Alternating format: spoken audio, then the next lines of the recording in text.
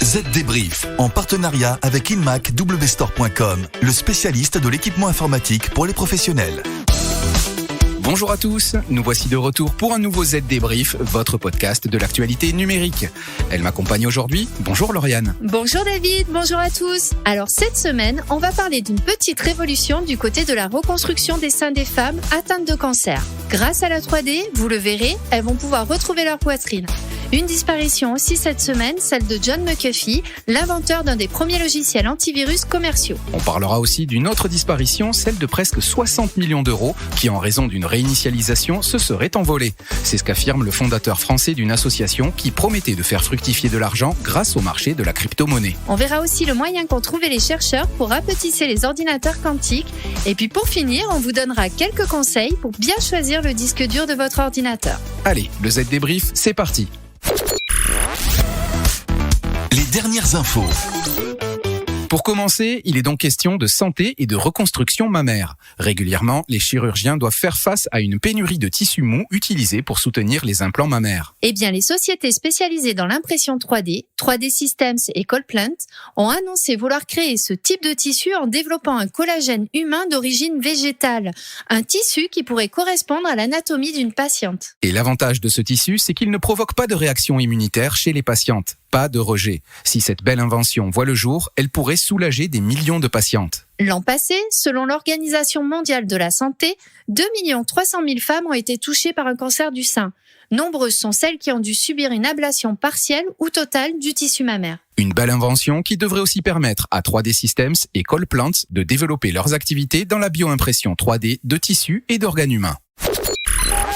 Parlons maintenant d'une disparition qui met en émoi le monde de l'informatique et de la cybersécurité. John McAfee s'était un mercredi dernier dans une prison de Barcelone à l'âge de 75 ans. Le pionnier de l'antivirus se serait suicidé. Mais tout d'abord, que faisait ce célèbre entrepreneur dans une geôle espagnole ? Catalane, plus précisément. Il attendait une extradition pour les États-Unis où il devait répondre à une série de chefs d'accusation liés à de l'évasion et de la fraude fiscale entre 2016 et 2018. Il y risquait 30 ans de prison. Le ministère de la Justice l'accusait de n'avoir pas payé des millions de dollars d'impôts grâce à un système de crypto-monnaie et d'avoir escroqué les investisseurs de son entreprise. Pour rappel, John McAfee avait fondé et dirigé la société de logiciels McAfee Associates de 1987 à 1994 et créé le premier logiciel antivirus commercial. Il a ensuite démissionné et fondé des dizaines d'autres entreprises tout en menant une vie assez fantasque entre l'Europe, l'Asie et l'Amérique du Sud. Alors escroc, mytho, génie ? L'histoire jugera. Justement, tour de magie ou belle arnaque, tout dépend comment on regarde l'affaire dite de l'association dijonnaise RR Crypto. Pour le fondateur de l'association, il s'agit effectivement d'un tour de magie ou plus précisément d'une réinitialisation de la plateforme d'échange de crypto-monnaies où étaient placés les fonds qui a provoqué la disparition de ces presque 60 millions d'euros. La plateforme se nomme Binance. Le fondateur de l'association a d'ailleurs prévenu ses clients par mail et porté plainte. Le parquet de Paris a ouvert une enquête. Et il va peut-être découvrir le poteau rose. Jusqu'à mars dernier, date de la disparition des capitaux, l'association proposait à ses membres d'investir dans des crypto-monnaies en laissant son équipe de traders se charger de faire fructifier les fonds. Plusieurs messages sur des forums laissent entendre que l'association promettait des rendements de 10% par mois pour les adhérents. 10%, c'est énorme, peut-être trop pour être honnête. En tout cas, du côté de la plateforme incriminée, Binance, on affirme ne détenir aucun compte au nom de RR Crypto et ne pas proposer de procédure de réinitialisation de ses portefeuilles. Une affaire à suivre donc.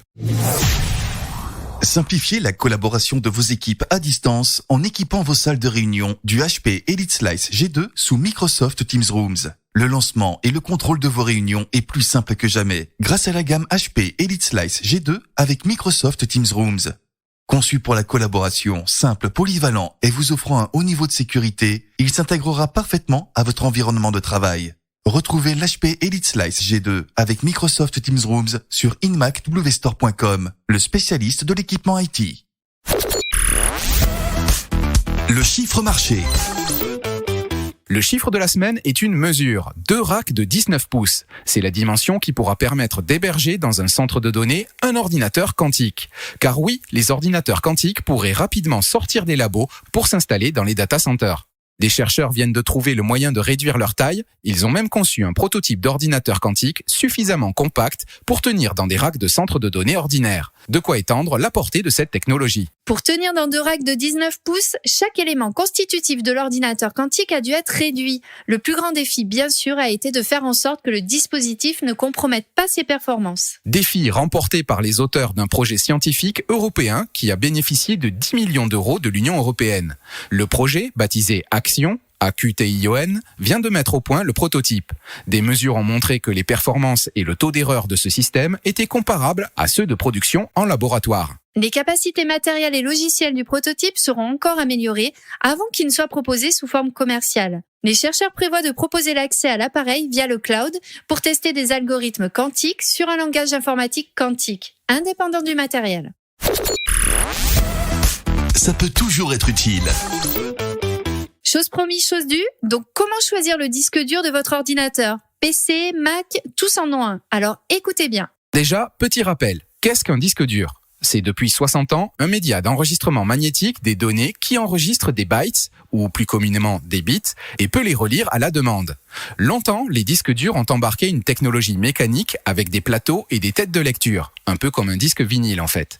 Problème ? Ils sont fragiles. Depuis les années 2000, les fabricants de matériel informatique utilisent la technologie de mémoire flash qui permet de reporter des données sur des disques SSD. Ils sont moins fragiles que les disques mécaniques et les performances lecture-écriture sont meilleures. La capacité de stockage atteint désormais les 5 téraoctets, soit 5000 gigas, et jusqu'à 20 téraoctets en format de boîtier externe de 2,5 pouces. Reste la question du prix. Les disques durs mécaniques sont moins chers que les disques SSD. Voilà, vous avez tous les éléments en main pour faire le bon choix. Et voilà, le Z Débrief, c'est terminé. On se retrouve dans une semaine. N'oubliez pas, pour ne rater aucun épisode, abonnez-vous sur Spotify, Deezer ou Apple Podcast. Et n'hésitez pas à nous écrire sur le site zdnet.fr ou à nous interpeller sur les réseaux sociaux. Et puis si vous aimez Z Débrief, parlez-en à vos amis et dites-le nous en laissant des petites étoiles ou un commentaire sur votre application préférée. À la semaine prochaine. Bye bye. Z Débrief, en partenariat avec InMacWstore.com, le spécialiste de l'équipement informatique pour les professionnels.